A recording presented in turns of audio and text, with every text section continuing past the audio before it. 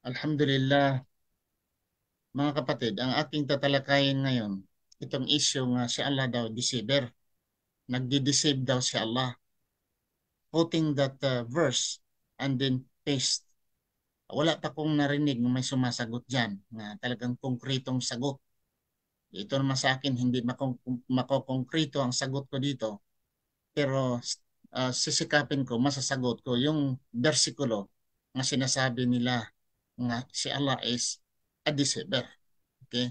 Saan ba sila nag-quote? Anong nandoon yan sa Quran, totoo yan. Sa ibang translation plot or platters. Sa mabasa sa Quran, kinukot nila ito, chapter 3, Ali Al-Imran, verse 54. Okay? Sa translation na itong nakuha ko is, and the disbelievers plotted, and Allah planned to, and Allah is the best of those who plot. Ang ibang translation, deceive. And Allah is the best of those of those deceivers. Mangliling lang. Ang Allah ay manglingling lang. Okay? Bago ko yan sasagutin mga kapatid. Okay, tingnan muna natin ang Biblia nila bago ko yan sagutin para patas. Dito sa Biblia nila, Isaiah 45 verse 71. Isaiah 45 verse 71. Sinasabi dito, ipis ko ito anyhow. Ipis ko dito para malalaman ninyo. At kunin din niyo ito bilang sagot. 45 verse 7 of the Isaiah. I form the light, and create darkness. I make peace and create evil. I, the Lord, who do all these things. Okay? God do evil. Yeah. Tingnan mo, ha? Bago ko sasagutin, yung bato nila, sasagutin ko muna sa Biblia nila nagmula kung ano ba ang Panginoon nila. Tingnan mo na rin kung ano ang sasagot nila. Okay? Ano pa? Sa Biblia nila. Okay? Tingnan natin. Mayroon din sa Jeremiah chapter 20 verse 7. O Lord, you have deceived me, and I was deceived. You are stronger than I. Sino to si Jeremiah? A prophet. And a prophet will never tell a lie. Okay? Hindi ho sinungaling ang prophet. In the Bible, sabi nila. Okay? We agree also. Prophets are not liars. Okay? Tingnan mo. Sa Jeremiah, si Prophet Jeremiah nagsabi, O Diyos, nilinglang mo ako, you deceived me. Pero meron naman kanina sa Isaiah, God is the doer of evil. Okay? Yan ang sagot. Period na ba lang tayo? Sige, period na kayo dyan. Grabe ang sa inyo. I form the light and create darkness. I make peace and I create evil. According to God in the Bible. Okay? Pero ang aking sagot ay hindi dyan. Hindi, I will not depend on that statement. Sasagutin ko itong maayos. Bakit si Allah ay isa siyang deceiver? Okay? Okay. Babasahin natin dito mga kapatid. Mabasa sa Quran chapter 3, the context. Basahin natin ang context. Bakit sa verse 54 nagsasabi dito nga Allah plotted or Allah is the best of plotters or Allah is the best of deceiver. Bakit nagsabi si Allah ng ganon? Okay. Mabasa dito mga kapatid. Sa verse 52. Then when Isa, sa panahon nga si Isa, Jesus Kristo, came to know of their disbelief, he said, nalaman ni Isa ang kanilang disbelief, who will be my helpers? Sinabi niya doon sa kanyang mga apostolis, who will be my helpers? Sino bang aking katulong? Okay? Allah's helpers at the Harawiyun.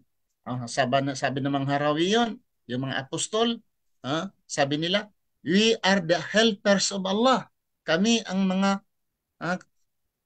helpers of Allah. We believe in Allah and bear witness that we are Muslim. At kami ay nagpatutuo na kami ay mga Muslim. Kami ay mga Muslim. We are the helpers of Allah. We are the soldiers of Allah. Okay? So it continues in 50, tuloy sa 53. Our Lord, we believe in what you have sent down, and we follow the messenger. Sabi ng mga tao, Lord, ya Allah, sinunod namin ang iyong mensahero. And we follow the messenger. Okay. Continue. Isa, so he wrote us down and those who bear witness. At si Isa, kasama yung nag-bear witness, nagpapatunay. And then disbelievers and the disbelievers plotted, yung mga walang paniniwala, yung mga kafir, disbelievers, plotted and Allah planned too. Sila nagplotted, nagplano sila against Allah and Allah planned too. Ang Allah nagplano din laban sa kanila. And Allah is the best of those who plot. And Allah ay the best of those who plotted or deceived. Diniceive nila si Allah, diniceive nila ang propeta ng Allah, deceive nila din Allah, make them also deceive. 55. Nagsabi, and remember when Allah said, O Isa, O Jesus, ito tungkol mo sa papatay nila si Kristo. Nilinglang nila si Kristo, nilinglang nila ang mga disipulo. Then ang Allah rin, naggawa din, nilinglang din sila. Okay? And Allah said, O Isa, I will take you and raise you to myself and purify you. O Isa Al-Masih, kukunin kita. Para ano? Para hindi ka mapatay.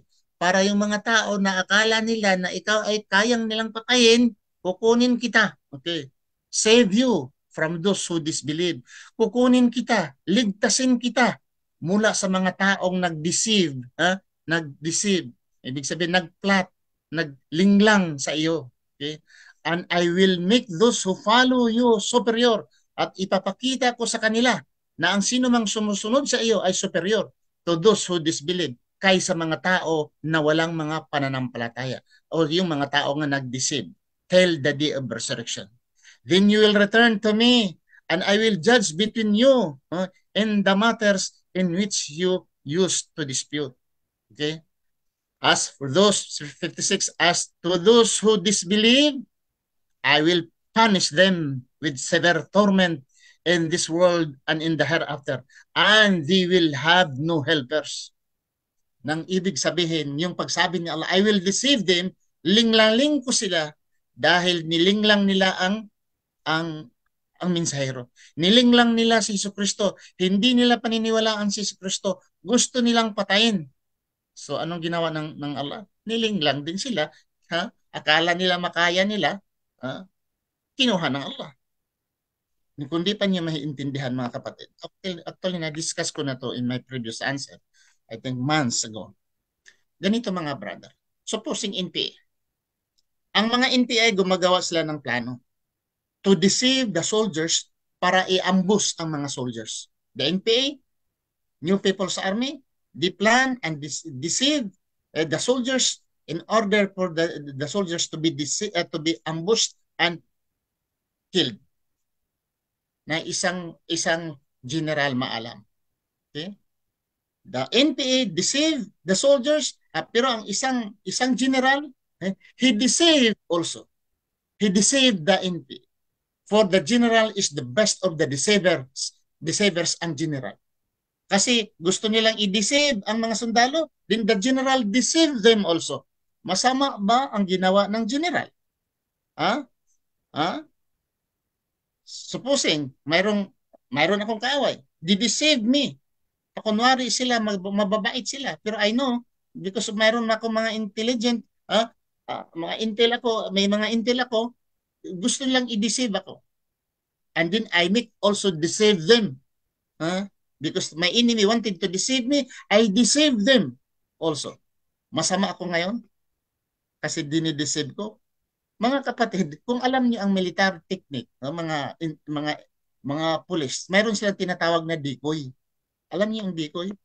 Kunwari, nandoon ka sa isang lugar o sumasakay ka, pero decoy pala yun. Palang hindi pala ikaw, nandoon ka sa ibang sasakyan.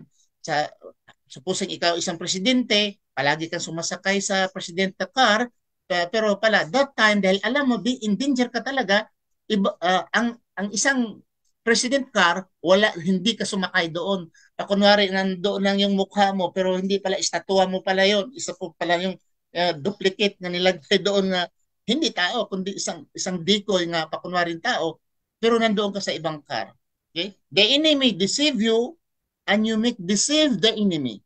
Kaya akala ng mga enemy ay nandoon kayo sa car na iyan nga sasakyan ng President car, pero wala ka pa pala doon, nandoon kayo sa huli. Iba palang sinasakyan mo.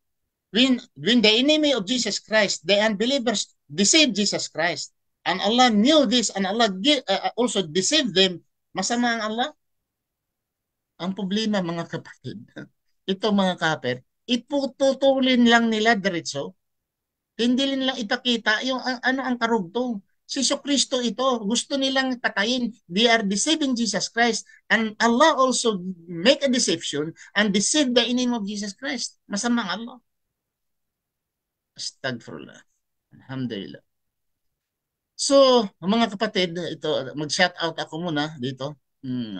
Shout out kang Badar Michin Milyares. Badar, maraming salamat po sa iyong jazakallahu khairan sa iyong tulong tung sa dakwah, inshallah. Waalaikumsalam warahmatullahi wabarakatuh. Dito po si Salidatan Agwalinan, Nunukan. Waalaikumsalam warahmatullah. Shout out sa iyo.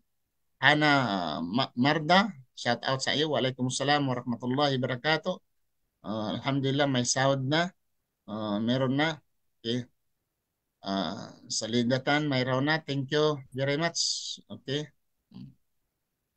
Si Rasid Ustad, Assalamualaikum. Okay. Nasaan po ba ang Diyos noon? Noon, hindi pa ginawa ang langit o ang lupa. Okay? Sagutin ko yan ngayon. Hamza Abdulaziz. Okay? Ang salita ay Diyos. Ano ba yan? Okay. Rashid Ustad. Waalaikumsalam. Nasaan po ang Diyos? Okay. Sagutin ko yan. No problem. Okay. Hana Marda, saan po ang Diyos? Okay. Ito naman ang issue nila. Alhamdulillah, kami mga Muslim, alam namin. Ang tanong, saan po ang Diyos? Okay. Una, tandaan natin ang sino siya. Malalaman natin sino siya, hindi ayon sa ating pag-iisip. Kaming mga Muslim, we believe in Allah, hindi ayon sa aming pag-iisip. Okay, kung sino siya. We believe Him according to what He said. For example, I'll give you an analogy. Ako, kung gusto niya akong makilala, mag-isip kayo? Mag-isip kayo kung sino ako? Hindi. Magtanong kayo, Ibrahim, ano bang natapos mo? Okay? Mag-isip kayo kung anong natapos ko? Hindi. Sasagutin ninyo ako, nakapagtapos mo ba ako sa pag-aaral? Ano po ang natanapos ko? Ibrahim, saan ka galing kahapon? Mag-isip kayo kung saan ako galing? Or sasabihin ko sa inyo, galing ako doon. So, your information about me, yesterday and today, depende sa akin kung sasabihin ko sa inyo. Di ba mga kapatid? The same as Allah. Hindi natin alam ngayon sino siya kahapon kung hindi niya sinasabi kung sino siya. Sino ba si Allah? Isa sa mga attribute ng Allah is siya ay tinatawag ng perfect. Perfect. Wala siyang asamad, wala siyang pag sinasabing perfect, wala siyang kailanganin. Okay? Ano? Siya ang lumikha ng hangin. Kailangan ba niya ang hangin? Siya ang lumikha ng liwanag. Kailangan niya ang liwanag? Ha? Siya ang lumikha ng tubig, etc. Yung nilikha niya, kailangan ba niya? Hindi. Yung nilikha niya ay para yun sa tao. Okay. Dito tayo sa mga planeta. Itong mga planeta nitong nilikha, Neptune, itong Earth, ito ang Venus, o ano pa diyang mga planeta, Uranus, yung mga planeta nga ginawa niya, kailangan ba ng Diyos? Hindi. According to the Quran, He created these things, the stars, as decoration of the heavenly bodies. Tinawag lamang itong decoration. We are the part. Itong mundo is part of decoration. Pero may purpose. Okay?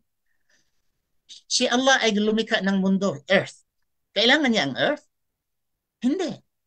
So ang tanong mo na saan si Allah, you're asking about space. Si Allah hindi na kailangan ng space. Ah?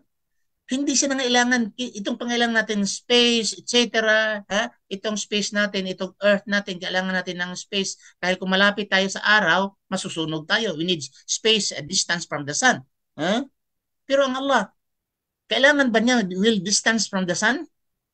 Masusunog ba si Allah sa init ng araw? Kailangan ba niya ang space para siya makahinga, para siya makaano? Hindi. Dahil Allah is perfect. Allah needs nothing. Si Allah ay hindi niya kailangan ang tubig, ang liwanag, ang space, because if you are asking, where is Allah? You are asking a space. Huh? Lugar. Si Allah ay hindi nangangailangan ng lugar. Lahat-lahat ng mga bagay ay nagmula sa Kanya. So, your question is, hindi ito, invalido ito sa Allah. Supposing, Allah ang lumikha ng pagkain, isda, mga hayop, nagugutom ba si Allah? Hindi mo yan pwedeng itanong sa Kanya. Ha? Si Allah ba ay uh, si Allah ba ay ano pa ito? Umiinom ng tubig? Kasi ang lumikha ng tubig, umiinom ba siya? Kung hindi siya uminom, ano? Si Allah hindi siya umiinom, hindi siya kumakain, hindi siya natutulog, wala kasi wala siyang pangangailanganin kagaya ng tao. Don't compare Allah. So as our belief, sino si Allah?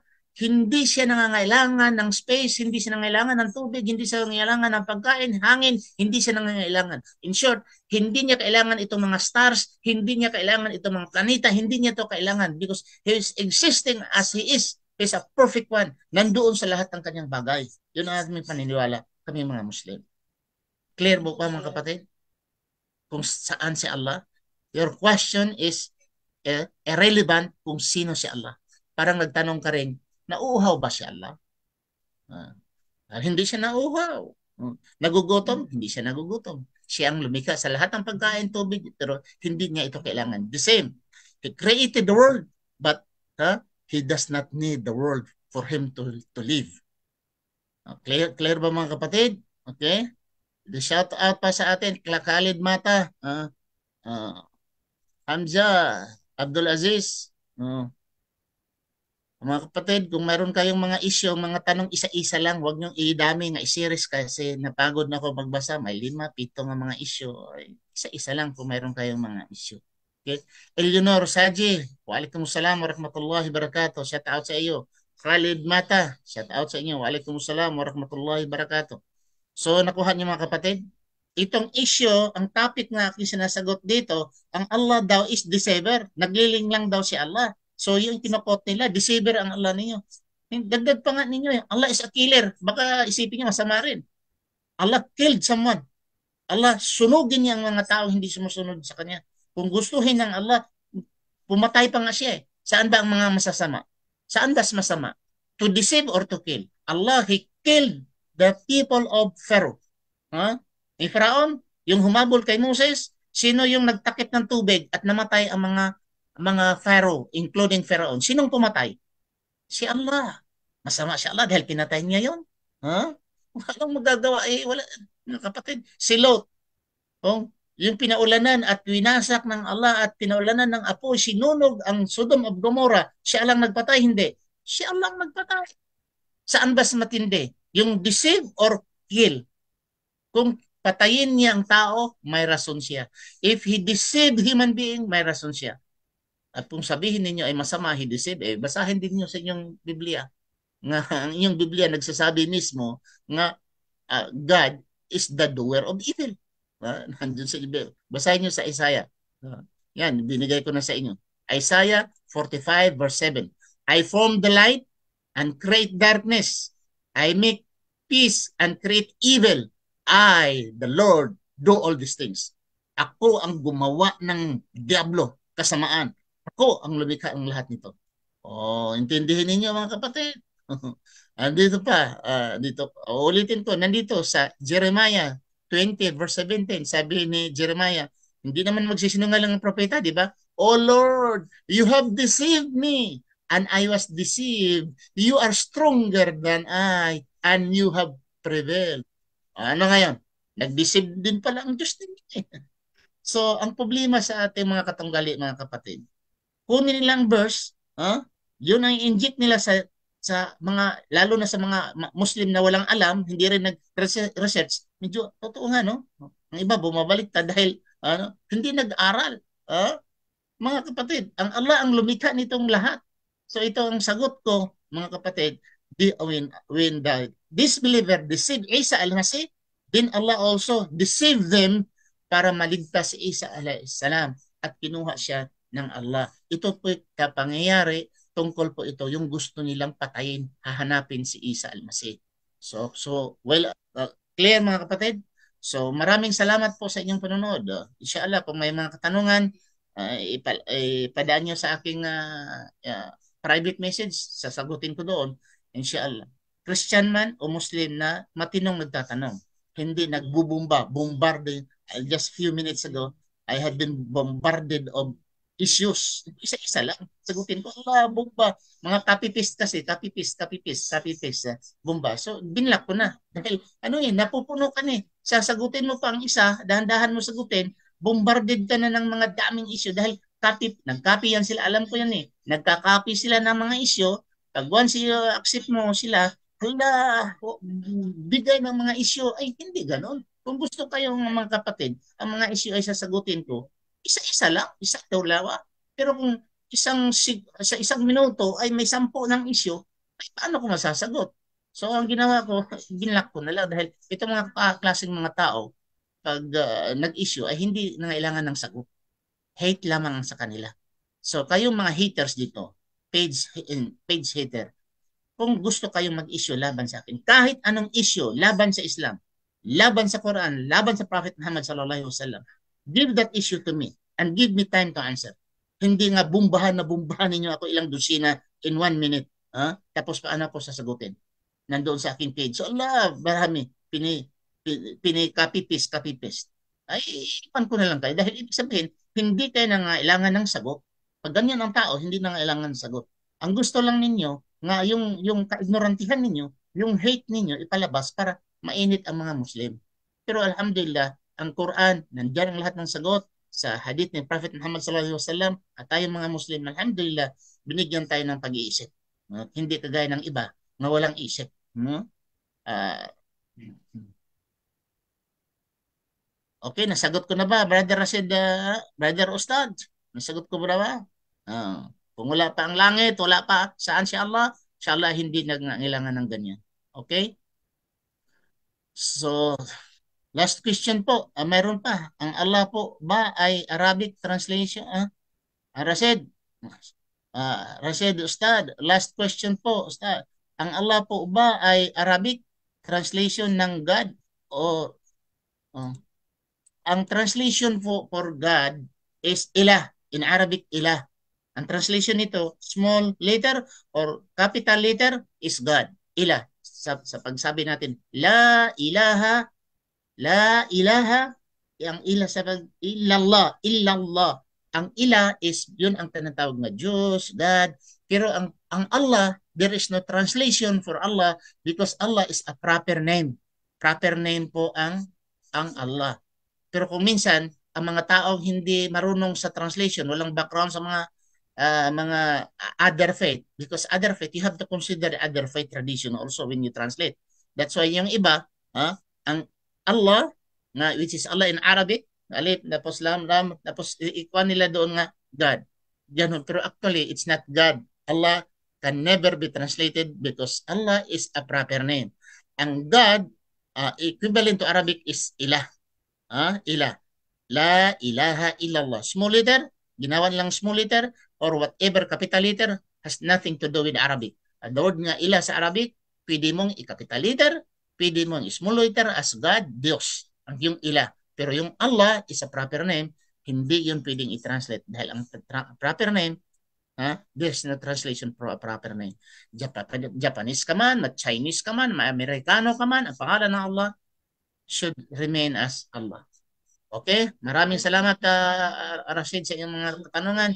Please share. Don't forget to share. Ito po ang aking masabi sa ngayon. Inshallah, from now on din, inshallah, baka babalik lang ako.